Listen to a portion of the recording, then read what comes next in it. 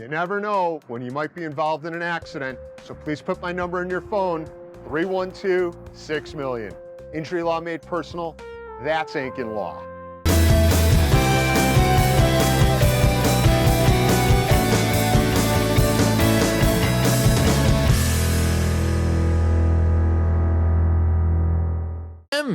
We knew that the news of Noah Schultz and eventually other top prospects for the White Sox like Hagen Smith and Tanner McDougal, that they would be joining the Chicago White Sox sooner than later. You got a chance to see Noah Schultz in person when the Charlotte Knights visited the Nashville Sounds.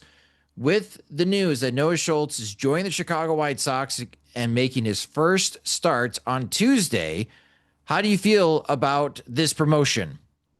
It makes sense, especially with Shane Smith's being big shoes to fill based on what he provided last year, based on Jonathan Cannon.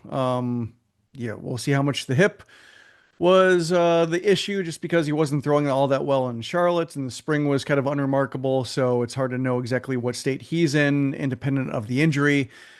But yeah, once you get past Cannon, it's pretty much either Duncan Davitt as far as guys on the 40-man roster. And really, you start getting into that core of Schultz, Smith, McDougal. We talked about it before the season, who would be called up first. And I didn't think Schultz would, but based on the way he's been throwing, like it's basically unimpeachable what he's doing right now in terms of throwing strikes, in terms of handling righties, which he didn't do last year. With the 5-pitch arsenal he has now, the cutter looks a lot better than it did last year. The slider is back to being a slider, not a curveball. It's got its sharpness back. The high four-seam fastball is a bigger part of his arsenal. So he really has a plan of attack for lefties and righties. And I would say at least 2 times through.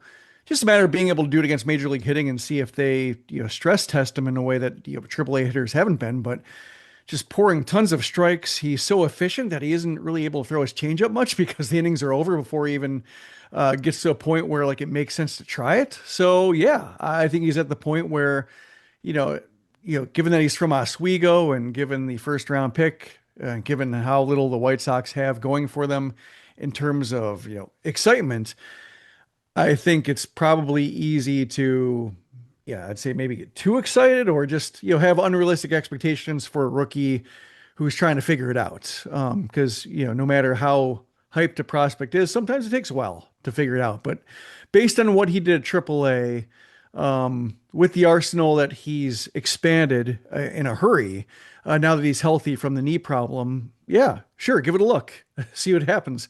If they have to send him down because there's something catching, then sure, you can do that. But I think now's the time, while he's healthy and fully functional, to learn exactly what that gets you.